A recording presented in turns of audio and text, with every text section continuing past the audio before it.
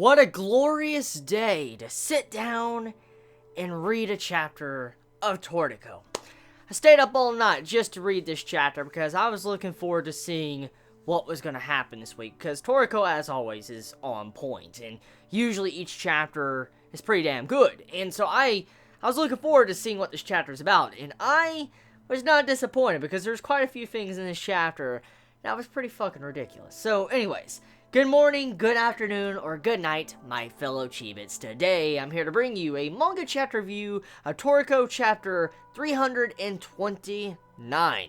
So, the chapter of Toriko focuses on Komatsu's group, and they finally make it into Blue Grill, this town that is in the Black Triangle inside of the ocean.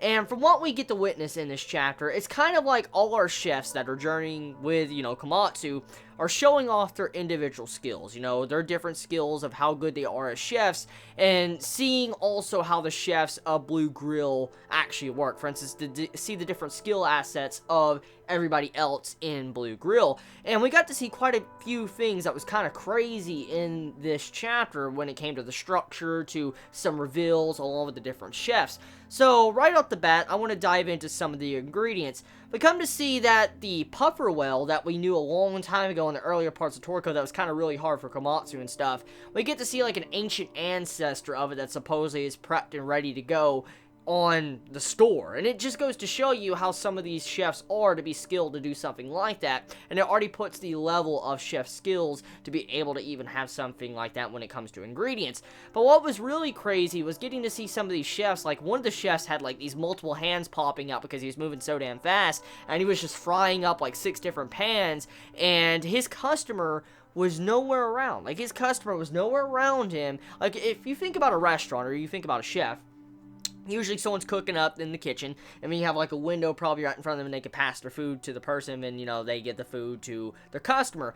Well, this dude didn't give a shit. He was just cooking in town and all that, and all of a sudden he just slings his freaking pan with the food over to his customer onto their plate halfway across the damn town, and it lands right in front of them. It goes to show you how crazy some of these chefs are to have that type of precision to aim for their customer's plate and hit it where it doesn't splatter or mess up and, destroy the food's contents. And I mean, you also have to factor in wind control too. I mean, if you were to sling that food through the damn air, you gotta think about it. I mean, if it's very hot, it could possibly harm the customer, because if it just came out of a hot frying pan, it could scald the customer and give them third-degree burns and stuff like that.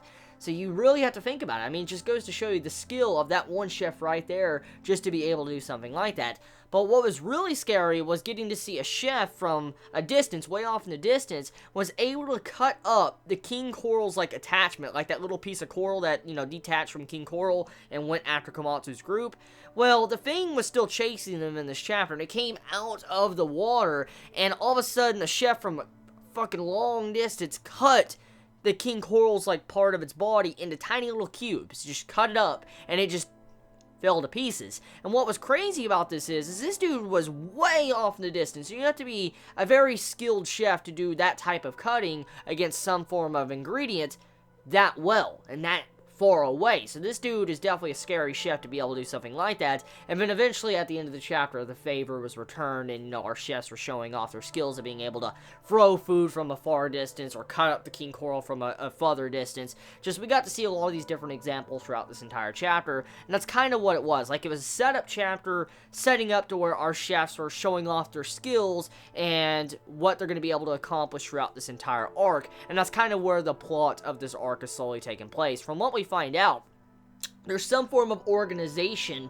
at this end of this chapter that has these different masks, and they're going to be scouting out the good chefs, the good ones, and supposedly if you're a good chef, you have to make your worth. Like, if your chef skills are too good, or if they're very good, I'm guessing they'll allow you to, go to the back channel. If they're bad, well, they'll say, fuck you, and you get out of here, one or the other.